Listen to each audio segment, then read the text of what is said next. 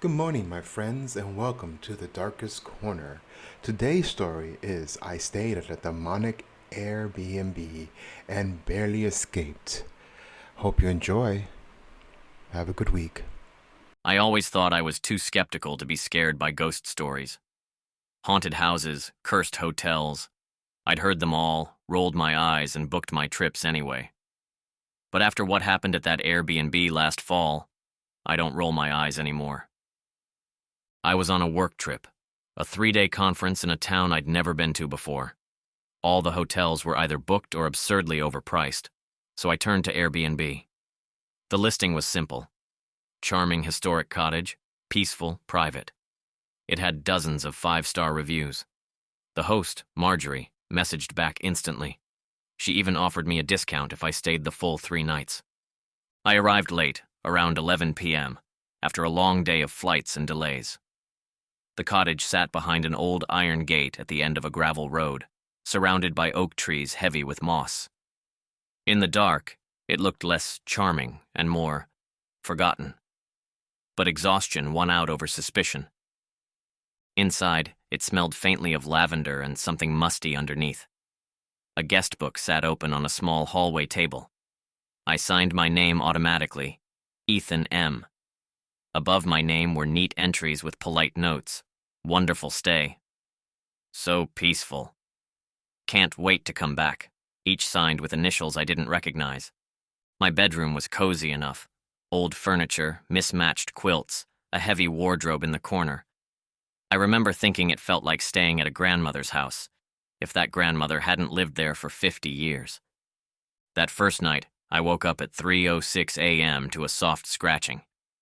At first, I thought it was branches against the window, but then I realized the scratching came from inside the room, from inside the wardrobe.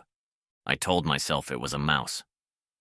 I knocked on the wardrobe door, hoping to scare whatever it was away. The scratching stopped. I didn't sleep much after that. The next day, I asked Marjorie, through the Airbnb app, if she knew about mice in the cottage. She replied, "Oh, that's just the old wood settling. Don't worry, sweetie." That night, the scratching started again, only louder. This time it was joined by a whisper. Faint, raspy, impossible to make out. I pulled the covers over my head like a kid. Eventually, I drifted off. The next morning, I checked the guest book again. My entry had changed. My neat Ethan M. was smudged, as if someone had dragged a wet finger through it. Next to it, in fresh ink, was a new line I hadn't written. I accept. I packed my bag immediately. I didn't care about the lost money. I was leaving. But when I tried the door, the deadbolt wouldn't budge. I rattled it so hard the old wood frame shook. It was as if it was bolted from the outside. Panic rising in my throat, I heard it. The wardrobe door creaked open behind me. The scratching was now a wet, tearing sound. The whisper turned into clear words. "You signed. You accepted."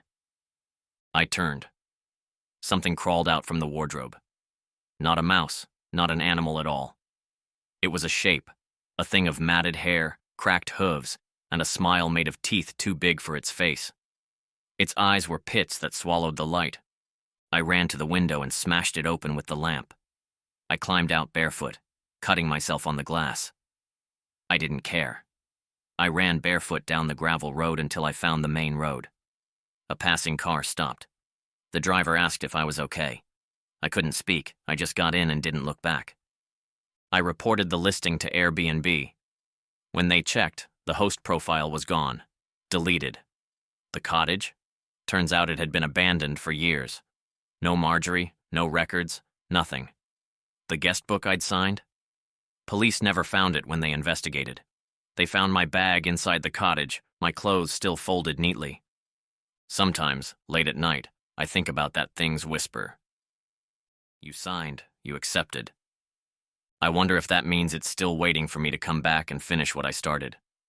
So, if you ever find yourself alone in a strange house, and there's a guest book, don't sign your name. Some stays you don't check out of.